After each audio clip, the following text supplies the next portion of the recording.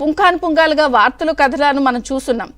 ఈ నేపథ్యంలో చంద్రిక గారు అందులో మీరు అంటే ఆధారాలు ఇవన్నీ మాట్లాడుతూ కొంతమంది అక్కడ యలహంక ప్యాలెస్ దగ్గర చుట్టుపక్కల ఏదో ఒకటి రెండు హోటళ్ళు ఉన్నాయటండి. ఆ హోటల్లో ఉండి వాళ్ళు they are trying to manage things అనేటువంటి ఒక మంది.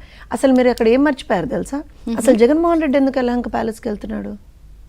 ఎందుకు అదే మరి క్వశ్చన్. అదే మేము అదే క్వశ్చన్ని వాళ్ళ రోజున ఇన్వెస్టిగేట్ చేస్తున్నారేమో అధికారులు, ఎవరికి తెలుసు. ఎందుకనంటే ఇవాళ చెప్తా వినండి, తీగ లాగితే డొంకంతా ఎక్కడ తేలుతుంది?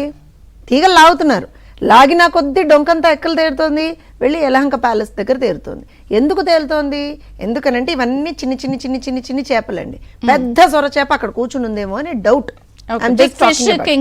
అంతే అంతే. ఎందుకు అంటున్నాను అంటే ఇవాళ రోజున సరే ఇప్పుడు ఒక ముఖ్యమంత్రి స్థాయిలో ఉన్నటువంటి వ్యక్తి ఏ విధమైనటువంటి ఆరోపణలు వచ్చినా సరే, తన హయాంలో కావచ్చు, అంతకు ముందర కావచ్చు, అంతకు తర్వాత కావచ్చు, ఏదన్నా ఇలాంటి ఆరోపణలు వచ్చినప్పుడు అట్లీస్ట్ ఒక రెస్పాన్స్ అనేటువంటిది ఉంటుంది. ఆ రెస్పాన్స్ ఎక్కడన్నా కనపడిందా? కనపడలేదు. అధికారులని మాత్రమే ఎక్కడికక్కడ అంటే వాళ్ళు చేసినటువంటి అవినీతి అదంతా బయటకు వస్తున్నప్పుడు ఆబ్వియస్గా అధికారులకి ఎంతవరకు అంటే అధికారాలు ఉంటాయనేది కూడా మనందరికీ తెలుసు ఒక రకంగా చూస్తే.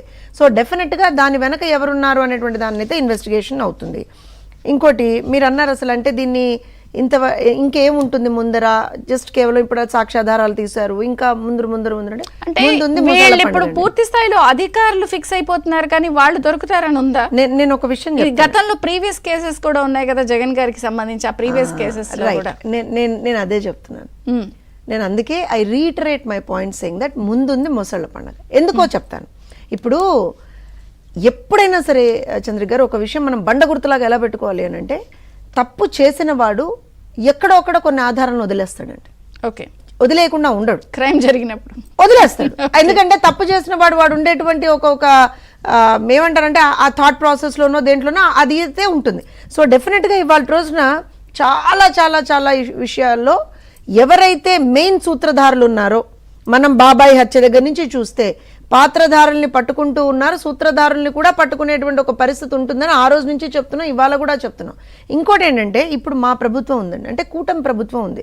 కూటమి ప్రభుత్వంలో అవినీతికి తావులేదు, అవినీతి చెయ్యం, ఎవరిని చెయ్యనియం.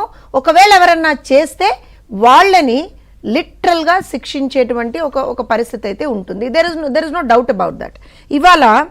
ఇవాళ మీరు ఇందాక ఏదైతే కొంతమంది పేర్లు మనం చూసామో, వాళ్ళ విజువల్స్ చూసామో, వాళ్ళందరూ ఆధారాలతో సహా పట్టుబడినటువంటి వ్యక్తులు, హయ్యర్ పొజిషన్స్లో ఉన్నటువంటి వ్యక్తులు ఎప్పుడైతే తప్పులు చేశారో అధికారులు అన్నప్పుడు దానికి సంబంధించి అప్పుడు అధికారంలో ఉన్నటువంటి ఎవరైతే మంత్రులు కావచ్చు, ముఖ్యమంత్రి కావచ్చు, వాళ్ళ ఎస్ ఆర్ నోలతోనే దానికి సంబంధం ఉంటుంది తప్పించి లేకపోతే వీళ్ళంతటి వీళ్ళు చేసేటువంటి పరిస్థితి అయితే ఉంటుందని నేను అనుకోను. First thing. ఇక్కడ మీరు ఇంకో విషయం గమనించాలి, ఇది కూటమి ప్రభుత్వం అండి, వైఎస్ఆర్సీపీ ప్రభుత్వం కాదు. ఏదో కక్షలు సాధించుకోవడానికో లేకపోతే ఇంకోటో చేసుకోవడానికి. ఎందుకంటే మీరు గమనిస్తే వైఎస్ఆర్సీపీ ప్రభుత్వం ఉన్నప్పుడు అచ్చెన్నాయుడు గారి మీద ఒక కేసు పెట్టారు. ఏమన్నా ఆధారాలు ఉన్నాయా?